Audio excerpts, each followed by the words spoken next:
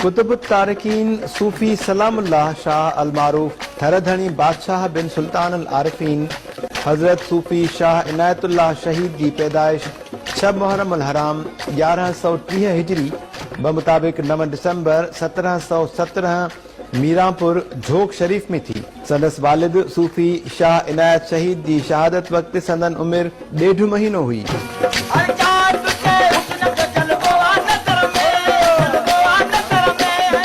कलमी नुस्खा अनीसुल मसाकीन राहतुल सालिकीन के मुसन्निफ काजी गुलाम मेहदी की रिवायत मूजिब शुजरा नसब मुताबिक खानदानी कलमी ज़बानी रिवायतुन मूजिब सुल्तान अल आरिफीन हजरत सूफी शाह इनायतुल्लाह शहीद के 3 फर्जंद हुआ। सूफी खलीलुल्लाह शाह जेके शहादत वक्त नानाणे तरफ कच्छ विया उतां पोइ ईरान हलिया विया।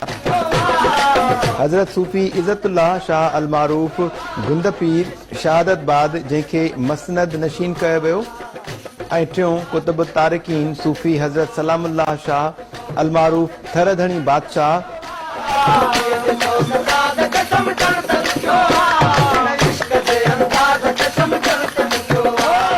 साईं सलामुल्लाह शाह थरधणी बादशाह जी जॾहिं वाल साहब जी शहादत थी थिए कहिड़े सन में थी आहे? उहा 1130 हिजरीअ में कलोहड़नि जो आख़िरी दौर आहे। हिन असांजे सॼे बरे सगीर ते फ़र्क़सीर मुग़ल जी हुकूमत आहे। सिंध जो हाकुम मियां यार मोहम्मद कलोहड़ो आहे। उन दौर में साईं जन जी शहादत थी थिए। उन वक़्तु साईं सूफी सलामुल्लाह शाह 40 ॾींहंनि जा आहिनि। माना विलादत बि उन साल आहे। साईं जन जी विलादत आहे 6 मुहर्रम 1130 हिजरी।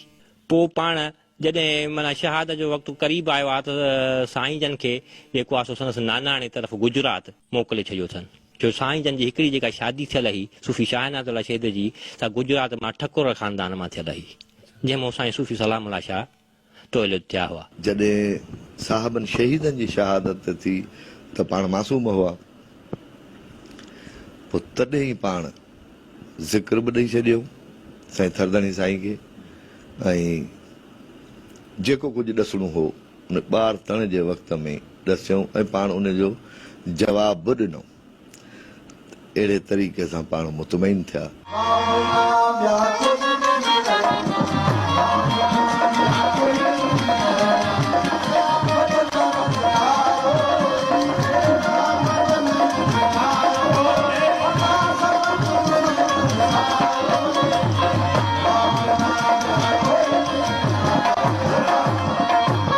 अनीसुल मिसाकीन राहतुल सालिकीन वारो रिवायत करे थो त जॾहिं सूफी शाह इनायतुल्लाह शहीद जी शहादत जो वक़्तु नज़दीक आयो त पाण हिकु ॾींहुं हवेलीअ में अंदर आया। उन वक़्तु थरधणी बादशाह पींघे में आरामी हुआ। संदन वालिद मोहतरम हजरत सूफी शाह इनायतुल्लाह शहीद पंहिंजो ताज मुबारक लाहे मथाउन रखी ही बैत फरमायाऊं। बेटो वतरो कोह केहर जो पस जिते वॼे दमामन दस उत आसण कजा आकरो। इन ये बेत मां इहो मालूम थिए थो त हजरत थरधणी बादशाह पंहिंजी मर्ज़ीअ सां न पर पंहिंजे वालिद हजरत सूफी शाह इनायतुल्लाह शहीद जे हुक्म मूजिब पंहिंजे वतन मीरापुर खां हिजरत कई हुई। वाज़े रहे त हजरत सूफी शाह इनायतुल्लाह शहीद जेको ताज मुबारक संदन सेरांदीअ खां रखियो हो उहो ताज मुबारक संदन ॿी तबरकात सां गॾु दरगाह तजल शरीफ में अॼु बि मौजूद आहे। ही साईं जन जो ताज मुबारक आहे जेको सूफी शाह इनायतुल्लाह शहीद जॾहिं शहादत जो वक़्तु करीब आयो आहे त साईं जन पींघे में सुतल आहे। साईं जन जे सेरांदीअ खां पंहिंजे सिर मुबारक खां लाहे सेरांदीअ खां रखियो ही उहो ताज मुबारक। हजरत सूफी शाह इनायतुल्लाह शहीद जॾहिं हवेलीअ खां ॿाहिरि तशरीफ़ फरमा थिया त पंहिंजनि ख़लीफ़नि सां मुखातिब थी फरमायाऊं त हिन मुंहिंजे साहिबज़ादे सूफी सलामुल्लाह शाह जो हिकु क़दम फर्श ते आहे ऐं ॿियो क़दम अर्श ते आहे। इन जे करे हिन ॾींहुं शादी तुर्त कराइजो न त मजज़ूबी हाल में काहे पवंदो।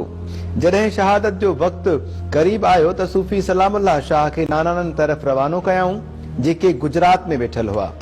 कुझु साल गुजरात में रहण खां पोइ जॾहिं हज़रत सूफी सलामुल्लाह शाह मीरापुर वारे मारको गुज़रण बाद गुजरात खां पंहिंजे वतन मीरापुर वापसि वरिया त ज़ाहिरी रहणी कहणी शाहाणी हूंदी हुई। वार वॾा ऐं वेस उम्दा ढकींदा हुआ। हज़रत सूफी शाह इनायतुल्लाह शहीद जे हिकु तालिब कामिल फ़कीर मेघवार खे इहो अहवाल मालूम थियो त इन अफ़सोस मंझां न्यापो मोकिलियो त क़िबला अव्हां पंहिंजा कम छॾे ॿियनि जे कमनि खे वञी लॻा आहियो। न्यापे ॿुधण शर्त वार कतराए हिक रिलीअ खे विचां सोराख़ करे अल्फी बणाए तन ते ओढे पुछा कयाऊं त हिन वक़्तु हज़रत सूफ़ी शाह इनायतुल्लाह शहीद जो कहिड़ो तालिब फैज़ वारो आहे जो उन्हीअ खां राह पुछिजे। खेनि मालूम थियो त हिन वक़्तु वॾी जमार वारो आगा अब्दुल लतीफ़ शाह ठटवी आहे।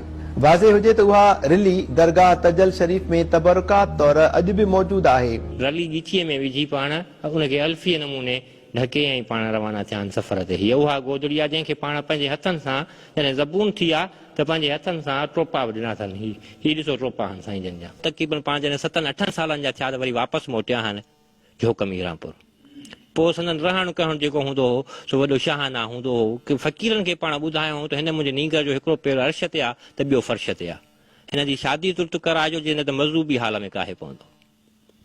उन खां पोइ साईं जन खे हिकिड़े फ़क़ीर चयो आहे त क़िबला तव्हां जॾहिं शाहाना रविश जो ज़ाहिर में फ़क़ीरनि ॾिठी त चऊं क़िबला तव्हां पंहिंजा कम छॾे परायनि कमनि में वञी लॻा हो। आख़िरकार पाण पुछा कई अथनि त हींअर कहिड़ो फैज़ वारो बाबा जो तालिब आहे जंहिंखां असां बैयत वठूं।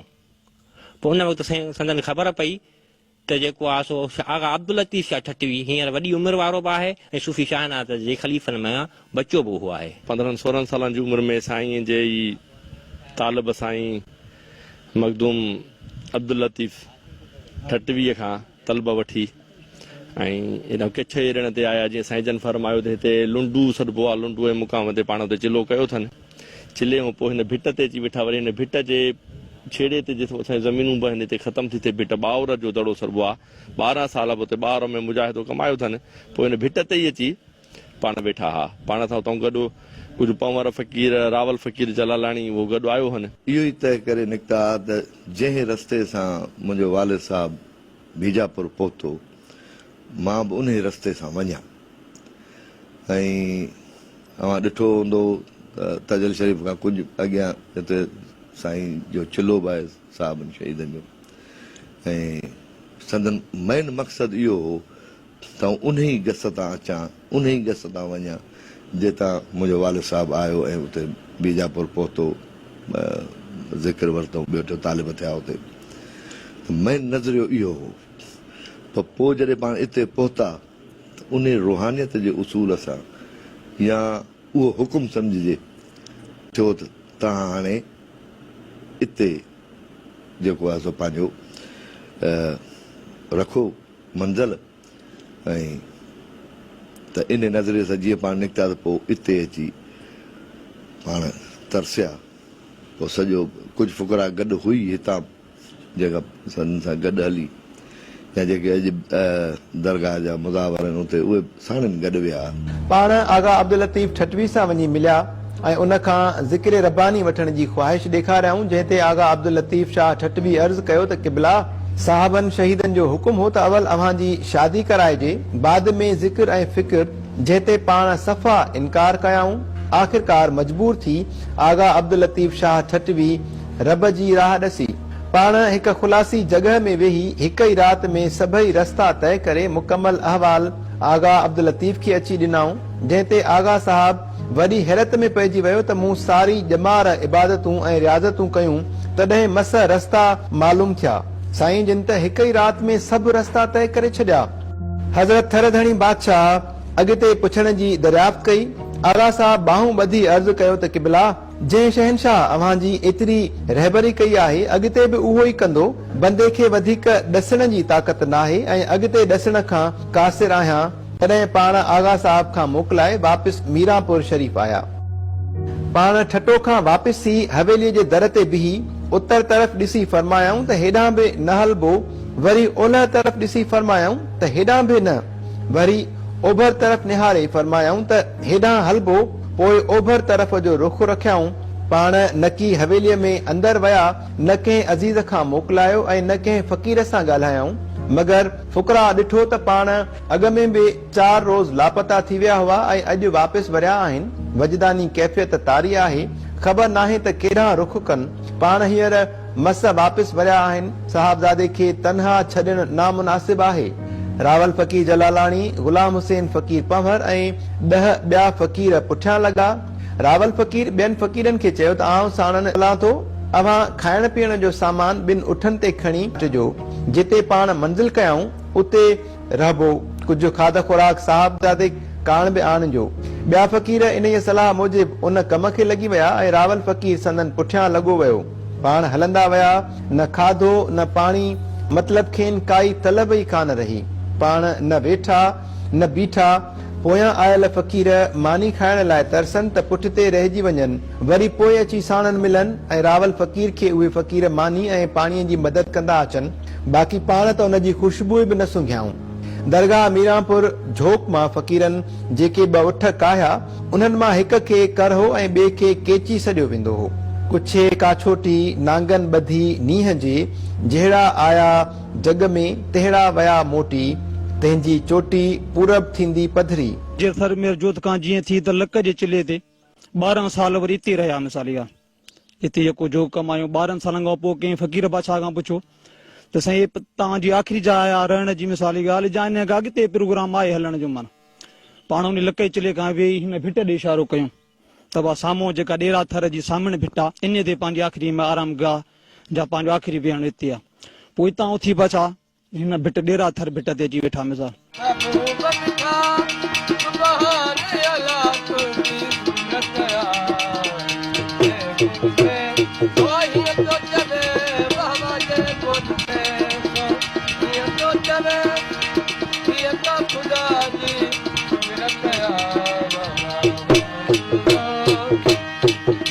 टंडो अलहयार में वताए फ़क़ीर खे रूहानी इल्म सां मुस्तफ़ेज़ करे शाहपुर चाकर उमरकोट खां थींदा राजस्थान जोधपुर ऐं जैसलमेर जो सैर सफ़र करे अछरे थर में मंज़िल अंदाज़ थिया, जिते राजड़ क़ौम जा माण्हू वेठल हुआ। वताए फ़क़ीर खे बि साईं जन जी आहे दुआ जो वतायो। हिकिड़ो हिंदू वतूअ नाले फ़क़ीर हो, पोइ वतूअ मूं रंगी जी साईं जे दुआ सां वतायो थियो जो चणनि जो थाल फ़क़ीर खे जेको आहे सो मुफ़्त में माना हुन ॾिनो साईं जन जे फ़क़ीरनि खे। वताए फ़क़ीर नंढड़ो फ़क़ीरो छोकिरो दीवान वतू त फ़क़ीरनि चयो टंडे अलाह यार में त साईं हाणे त पेट में फ़क़ीरनि खे पाणी पियो थो बड़के, कुझु इहो चणनि जो थाल वठी ॾियूं छोकिरे खां, हिंदूअ खां त खाइनि।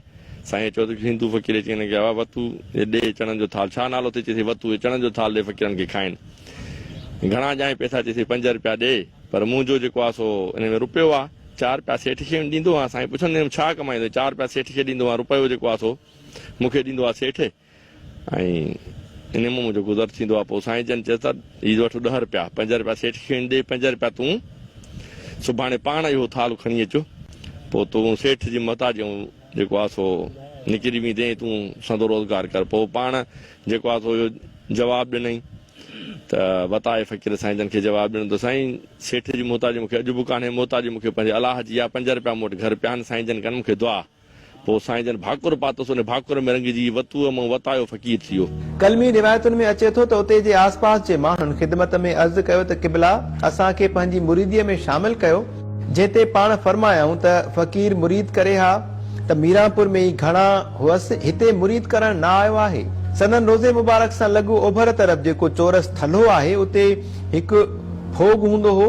उन जे फोग हेठां ज़िंदगीअ जा पोयां 12 साल गुज़ारियाऊं। बाक़ी जेके फ़क़ीर साणनि गॾु हुआ, उहे फ़क़ीर रोज़े खां ओभर तरफ़ जेके कंडियूं आहिनि उन्हनि हेठां वेठा हूंदा हुआ। ही जेको थलो आहे हिन जॻह ते पहिरियों जॾहिं साईं जन आया त हिकिड़ो फोग हो, उन जे हेठों पाण वेठा हूंदा हुआ। पोइ जॾहिं भिट धणी हिते आयो आहे त हिते इन थले जे क़रीब ई वेही ऐं साईं जन सां गुफ़्तगू कई अथई, जेका बेतन में ॾे वठि थी आहे। उहे बेत बि मौजूदु आहिनि। अनीसुल मिसाकीन ऐं ख़ानदानी कलमी रिवायत में बि अचे थो त हज़रत शाह अब्दुल लतीफ़ सफ़र कंदो हिकु ॾींहुं गेराथर भिट हाणोको तजल शरीफ़ ते अची पहुतो त ॾिठाई 10-12 फ़क़ीर कंडनि हेठां वेठा आहिनि ऐं हिकु मर्द मथे भिट ते फोग हेठां वेठो आहे।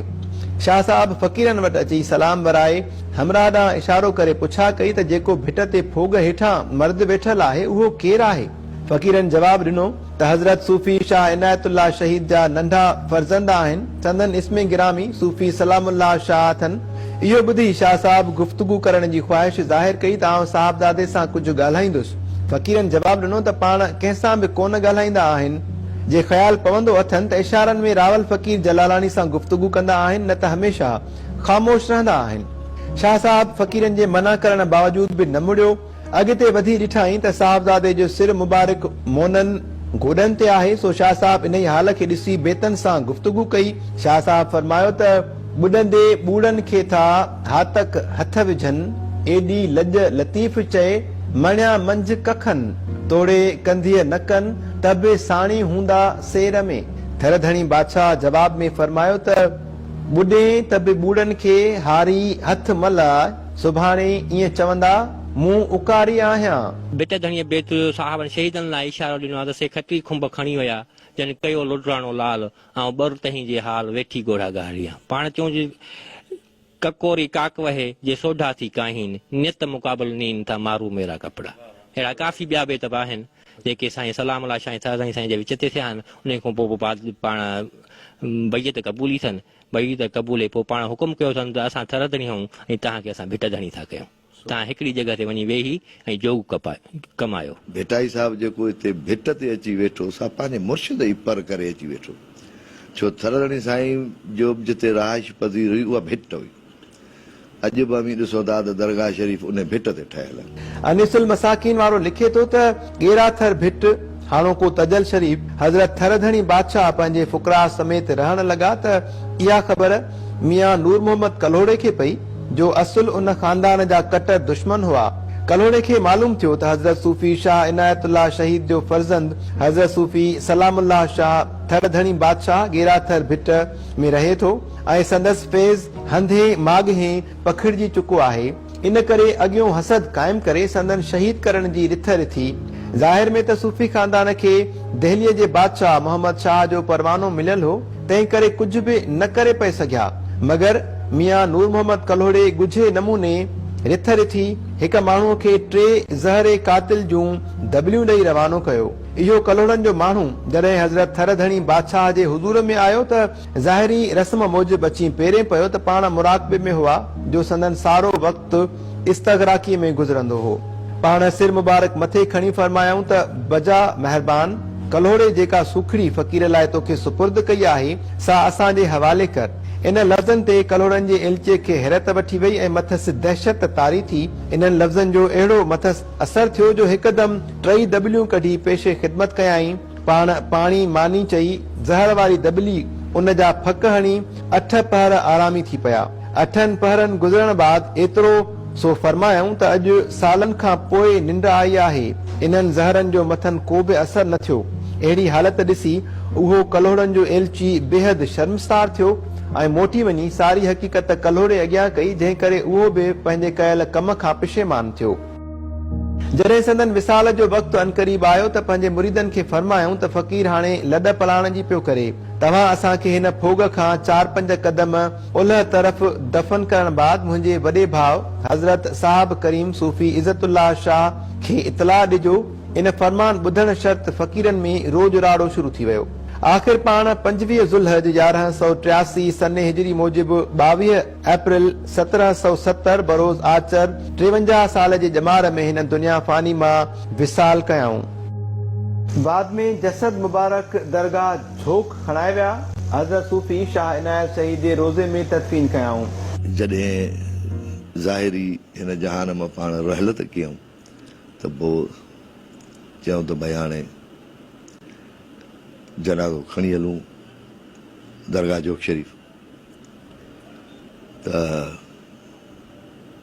जेके सीना मसीना रवायतूं आहिनि असां वटि, उन में इहो हो त जॾहिं मज़ार खोलियो त उते 2 लाश पिया हुआ, यानी मज़ार में। पोइ वरी बि शायदि संदन भाउ जेको हो हुते अर्ज़ु कयो त की हाणे ईअं कोन थींदो, हलिजे हुते। पोइ पाण इहे यानी फरमायूं त मुंहिंजा हॾ उते आहिनि, मुंहिंजा सॾ हिते आहिनि। तजल में हॾ मुंहिंजा उते आहिनि, सॾ मुंहिंजा हिते आहिनि। इन करे पोइ तजल नालो जेको पियो साहिबु असुल में तजर ठही। हा, पोइ उहा तजर बिगड़ंदी बिगड़ंदी वञी ॻोठ जी सूरत में तजल शरीफ़ ठहियो। हा, छो जो मज़ार उहो त हुई कान जंहिंमें भई जिस्म मुबारक हो हूंदो संदन, त उहा कान हुई। पोइ पाण फरमायो त मुंहिंजा हॾ उते आहिनि, मुंहिंजा सॾ हिते आहिनि।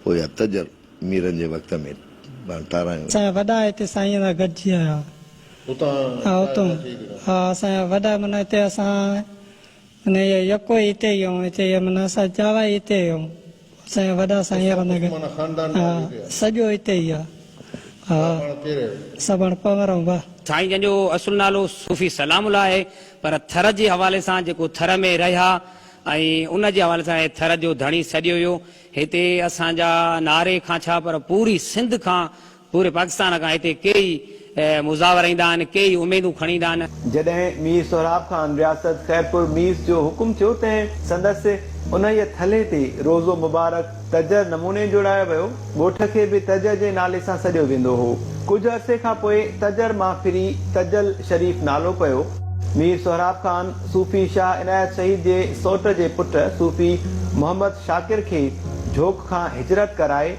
फुकरा जे मसलियत मूजिब दरगाह तजल जो मसनद नशीन मुक़रर कयो उन जी औलाद अॼु ॾींहं ताईं दरगाह तजल जे मसनद जी ज़िम्मेवारी बख़ूबी संभालींदी अचे थी मीर सोहराब ख़ान माना मीर चाकर ख़ान जो पुटु सोहराब ख़ान उहो उन खे साईं जी दुआ कयल हुई माना सलामुल्लाह जा थरदणी हुन जे पीउ खे पिटियो ऐं चाकर ख़ान खे अंधो थियो हे 6 महीननि जो सोहराब ख़ान उन जे सिरांदी खां बि किलो ठोकियईं माना दुआ कयईं पोइ जॾहिं उहो वॾो थियो सोहराब ख़ान उनखे पंहिंजी माउ चयो त बाबा हीअं दरवेश पंहिंजे हवेलीअ में घिड़ी आयो मिसाल ॻाल्हि तुंहिंजे पीउ खे पिटियो हुई अंधो थियो तुंहिंजे सिरांदी खां बि किलो क़ाइमु कयो हुई माना पादर सां ठोकियो हुई माना ऐं हुन महिल जेका तोखे बादशाही आहे सिंध जी मिसाल ॻाल्हि आहे सॼी उन वलीअ जी दुआ आहे माना पोइ उहो बादशाह हो सिंध जो मीर सोहराब ख़ान पोइ हुन ॻोल्हा कई थी काॾों जो फ़क़ीर आयो काथे ॿियो काथे आहे मिसाल पोइ बादशाह सिंधो सॼी ॻोल्हा कंदे कंदे इन ॾेरा भिट थर ते जी माना सोहराब ख़ान ॾिठो त बाबा इहो ई वली हुयो सिस्टम माना पोइ बादशाह जी दरगाह मीर सोहराब ख़ान वधाई